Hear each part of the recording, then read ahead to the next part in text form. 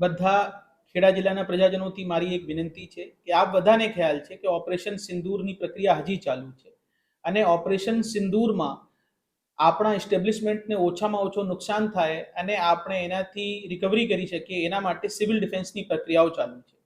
Civil ડિફેન્સમાં આપણા જિલ્લાની અંદર 2600 જેવા વોલેન્ટિયર્સ આવ્યા છે. એ લોકો NCC, NSS, retired army personal છે.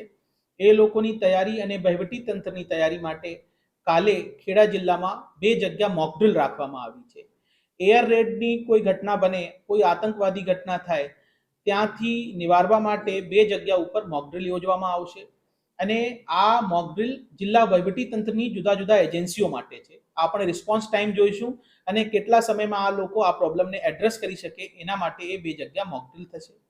સાથે સાથે કાલે સાંજે એક અગત્યની આ સૂચના છે કે નડિયાદ મહાનગરપાલિકાની અંદર દભાણ અને યોગીનગર ગામમાં 8 થી 8:30 દરમિયાન કમ્પ્લીટ બ્લેકઆઉટની તૈયારી છે. આ જે બ્લેકઆઉટ છે એ વોલન્ટરી બેસિસ પે છે, સ્વૈચ્છિક છે. તો બધા પ્રજાજનોથી મારી રિક્વેસ્ટ છે, જે આ વિસ્તારમાં રહેતા હોય, આ 8 થી 8:30 દરમિયાન જ્યારે સાયરન વાગવામાં આવશે ત્યારે એ લોકો આ કાર્યક્રમમાં સ્વૈચ્છિક રીતે સહયોગ કરશે. આપણે આ ઇન્શ્યોર કરીએ કે આ બંને વિસ્તારોમાં કોઈ પણ જગ્યા લાઇટ એ લોકો ચાલુ ના કરે અને જે કોઈ ફરવા ગયા હોય, કોઈ વ્યવસાયિક કામથી ગયા હોય તો પોતાના વાહનની લાઇટો પણ ત્યાં બંધ કરે. અને આપણે કંઈ ગભરાવાનું નથી. આ ફક્ત તૈયારી માટે કાર્યક્રમ યોજાઈ રહ્યા છે અને વડીલો અને બચ્ચોને પહેલેથી એની તૈયારી કરાવી દે.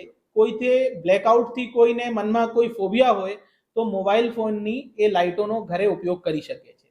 બહુ ટૂંકા સમય માટે આ કાર્યક્રમ છે. 8 થી 8:30 દરમિયાન આપને આ બ્લેકઆઉટની તૈયારીને સફળ બનાવવું છે. અને જો કોઈ આમાં અવકાશ હશે, કોઈ ત્રુટિઓ હશે તો હવે ભવિષ્યના જે અમારા જે ઓપરેશન શીલ્ડ અંતર્ગત આ પહેલો રિહર્સલ છે, તો બીજા રિહર્સલ દરમિયાન એને અમે દુરુસ્ત કરીશું. ધન્યવાદ.